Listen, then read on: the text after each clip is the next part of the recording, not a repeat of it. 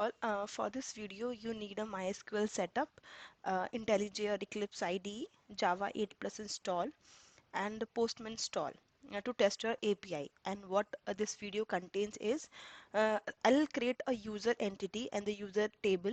For that, I'll just get all the get user by ID, save user, update user, and delete user by ID. These all are the CRUD operations.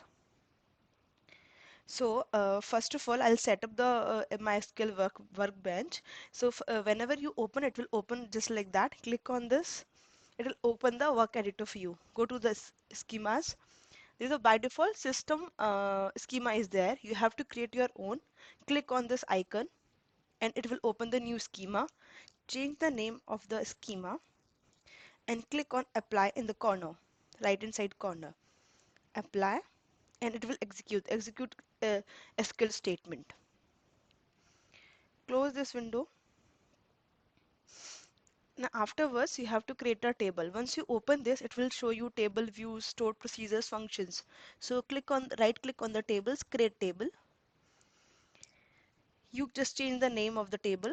I'm taking it as a user, and this is the column name you have to specify. So I'm taking the ID, which will be the integer, primary key and not null. Then I'll take the first name. It should be the varchar, last name, varchar, city,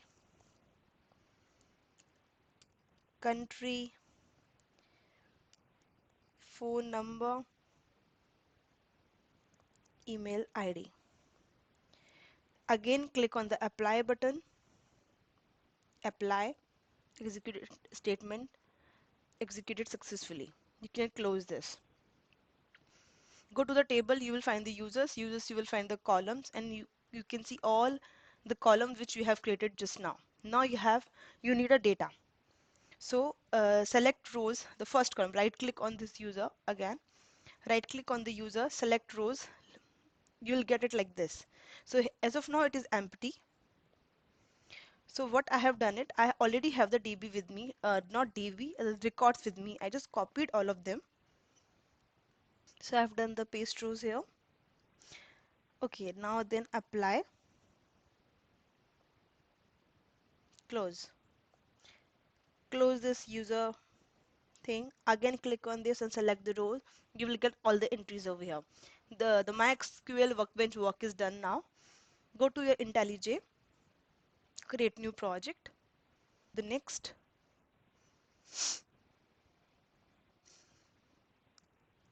simple jdbc application. Copy this name, make this to the Gradle project. Wherever you find demo, replace it with this, the name of your project. Go ahead. Here, web. I need web REST repository. We have SQL, MySQL, and JDBC template. Go ahead. Now the project is getting synced up.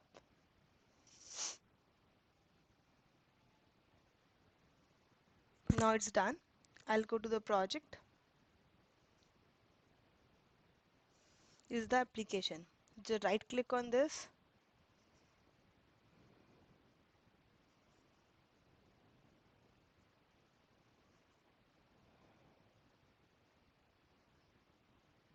You see it is not working. So the problem is coming with the data source, because as we have incorporated MySQL, so that's why we have to define the data source.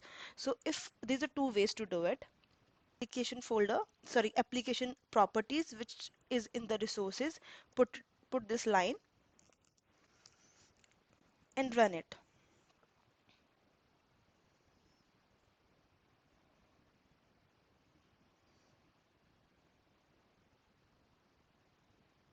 So you see the Tomcat has been started. So what it does, it exclude all the auto configure stuff for the data sources. So as right now we have the data source part ready with us, I just commenting this line, and this is our data source configuration. So the data source URL is a MySQL URL, devdb, the DB which we have created, the username and the password of the connection, and the driver names. Save this file, and Just to make sure that REST APIs are working fine folder, first of all, I made one package called controller. In this, I'll make a class user controller. This user controller will have this method. So whenever you are doing this thing, it will ask for the imports. So import it. Okay. So the import is done for the get mapping. Before that, we have to make this one as a REST controller. You have to annotate this one.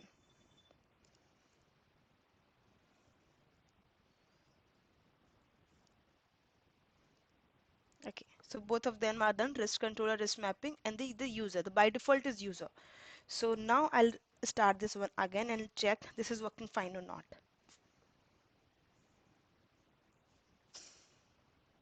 You can see the Tompkins started with the port 8080. I'll open the postman here.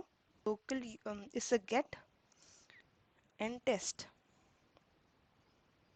You will say, see, the testing is coming, which means our REST APIs are working fine.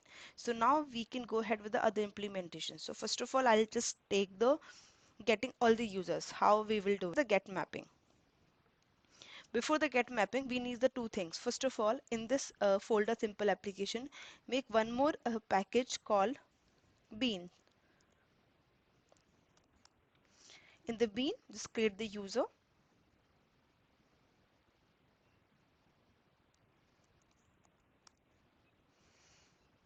and there's a one the user, yeah. And there's a in this one, create one more package called repository, and it should have a class user repository.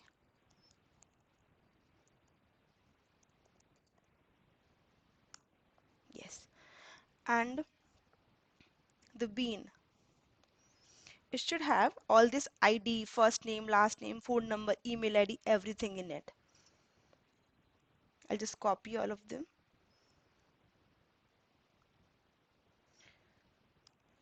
Yes. So now you have to generate a getter setter of the IntelliJ. Right click on this. You will find this generate. Click on that. You need the getter setters. Select all of them and okay. It will generate all the getter setters for you, the selected attributes. So now you're done with this class and it will ask for you where it is. You can tell here. And the list also, list into the Java folder, this one. Now you have to create the user repository. We have already created the user repository.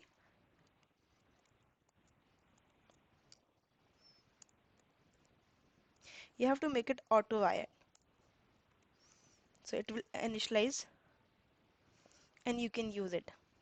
Now, yeah, in the user repository, if you go, just copy paste this.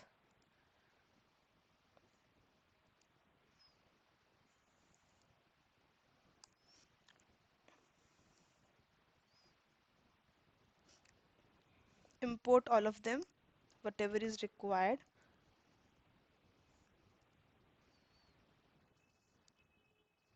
Okay, so next thing is you need a user row mapper for getting anything from the DB because what will happen, your columns should be mapped with your bean. So we have to create this user row mapper as well. So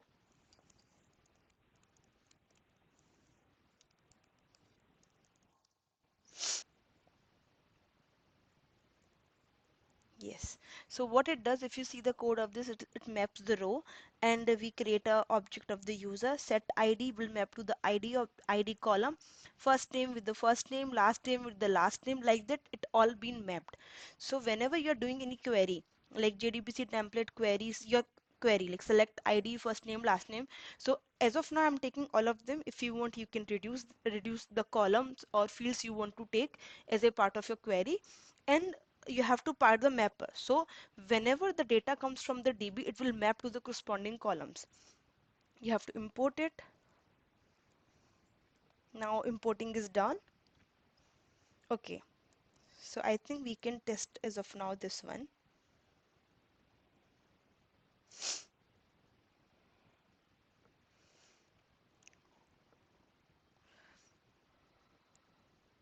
Okay, yeah, you have to tell this is the repository. Otherwise, it will never get to know from where. Yes, now I'll start this. Okay, now this has been started and we can test it. If you see the test we are using for the testing one, if I'm simply doing the users, because as per the URL which we have created in the controller, you see user will be default for all the REST APIs in this controller. Plus, if there nothing is there like get directly, so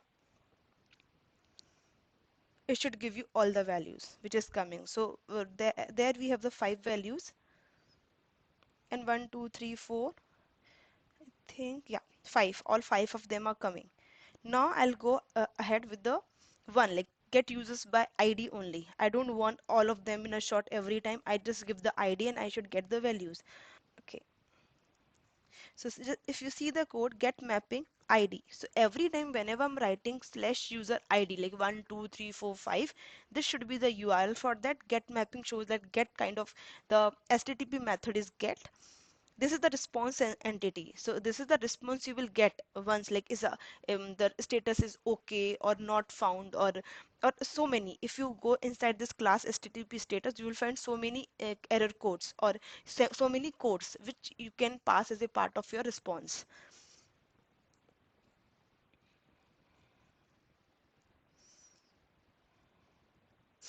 Okay, so here this is the path variable, because if we are using the slash one, you have to do the path.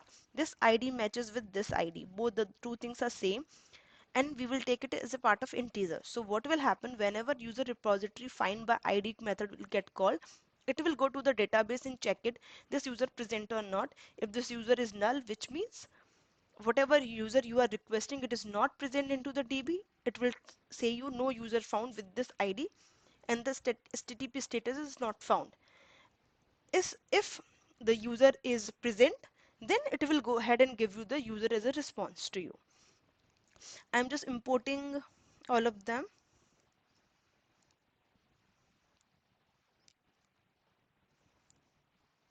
And this find by id method is not present, so we have to, it will go as a part of user repository. You see these are exception is present. What is this is, so find by id will take the id, the query should be select star from user where the id is equals to the id which we are passing it. So this is the way we can do it. So jdbc template dot query for object SQL new object id and getting the row mapper again to get all the values and mapping it. If this is not returning any value, suppose I'm giving it to the 1 and the or 6, I'm giving 6 and this value is not present, it will throw an exception like empty result. In this case I'm returning the null, otherwise I'll return whatever the corresponding user for that particular id. Now we will go ahead and test this one again.